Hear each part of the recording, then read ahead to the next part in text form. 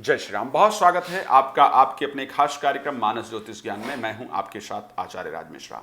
हम पितृपक्ष से जुड़ी हुई प्रत्येक जानकारियां आपको पूरी विधि के साथ और वैदिक तरीके से पहुंचा रहे हैं।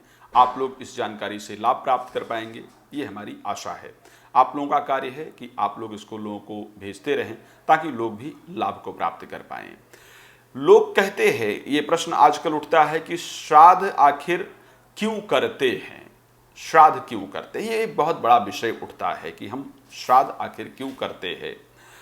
देखिए, सबसे पहले जिन पितरों का हम नाम अपने जीवन के अंतर्गत प्रयोग कर रहे हैं, जिन पितरों के संस्कारों के बल पर हम अपने जीवन में आगे बढ़ रहे हैं, जिन पितरों ने हमारे लिए सब कुछ किया। सबसे पहला अगर मैं सामाजिक विषय की बात करूं, उनके प्रति श्रद्धा सुमन अर्पण करना हमारी रिस्पॉन्सिबिलिटी है, हमारी जिम्मेदारी है। यदि हम उनके प्रति श्रद्धा सुमन अर्पण करते हैं तो ऐसी परिस्थिति में उनका आशीर्वाद हमें निश्चित रूप से प्राप्त होता है। इसलिए हमें श्राद्ध अवश्य करना चाहिए। अब दूसरा, शास्त्र एक बात कहता है, प्रति जो पितृ है या माता पिता है, अपने बच्चों के जीवन को बेहतर करने के लिए, अपने बच्चों के जीवन को अच्छा बनाने के लिए कई बार नैतिक और अनैतिक समस्त प्रकार के कार्य को करते हैं।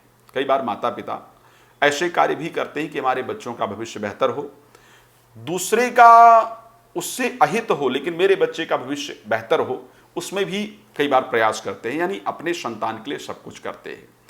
और ऐसे कंडीशन में जब इस संसार से उनका गमन होता है तो उन्होंने जो कर्म किया है उस कर्म के कारण उनको दुख की प्राप्ति होती है।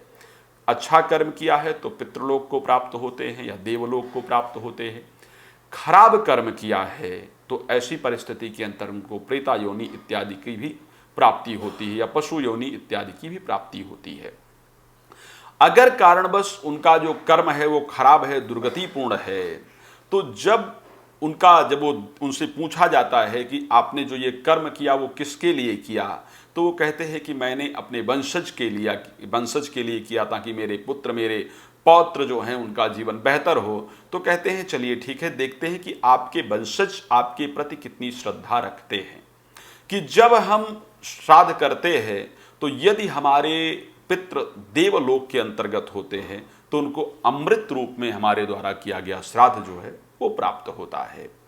यदि वो पितृलोक में हैं तो उनको भोज्य पदार्थ यानी भोजन के रूप में हमारे द्वारा किया गया श्राद्ध प्राप्त होता है।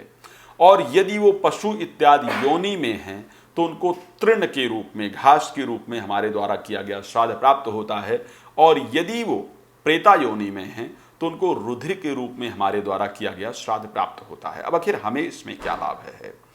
जो उन्होंने हमारे लिए कर्म किया था, उनको इच्छा है कि ठीक है मैंने इन्हीं के लिए किया ना जिस कारण से मेरी आज ये गति हो रही है, तो ऐसी परिस्थिति के अंतर्गत निश्चित रूप से जो मेरा वंशज है वो मेरे बारे में सोचेगा और मेरे लिए श्रद्धा सुमन अर्पण करेगा, जिसको पा करके मैं तृप्त होऊंगा, क्योंकि पुत्र पौत्र के द्वारा दिए गए दान से पितरों को जल्दी मुक्ति प्राप्त होती है। तो ऐसी परिस्थिति में श्राद्ध निश्चित रूप से हमें करना चाहिए, विधि के साथ करना चाहिए।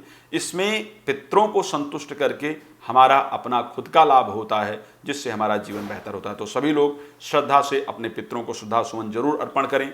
अन्य किसी भी जानकारी के लिए हमारे द्वारा दिए गए नंबर पर आप कॉल कर सकते हैं।